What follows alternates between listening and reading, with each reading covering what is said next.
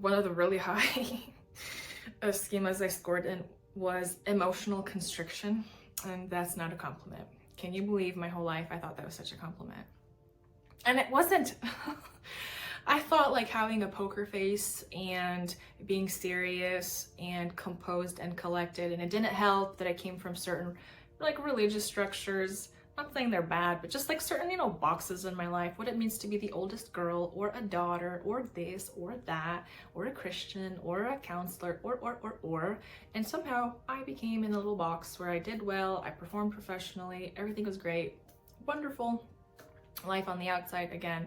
But in terms of my heart, you were not gonna know my thoughts, my feelings. I wasn't gonna express it. I had a hard time just being open. Sure, I could play around with my friends and be fun, but like if I was out in public or around men, it was like, oops, professional. You can't like come like permeate into me. I'm gonna be the one pushing off my energy. I wasn't open, and I had such a hard time without realizing it until I took this assessment, started to read what this meant. But I had such a hard time just being and being playful and again expressing myself, all of that. And instead there's a lot of like suppressed stiffness, awkwardness from my emotions to my body, and that totally closed off my heart.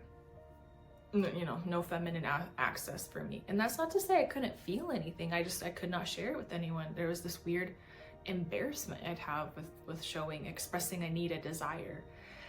Until again, I started to do the healing work and started to understand what was going on. And I started to tap into my heart and practice that, I don't know, call it a skill. What else started to transform my heart and open myself up to, experience life, be alive. This is basically the abundant life. You become alive within you, and then you draw in anything that celebrates and desires that.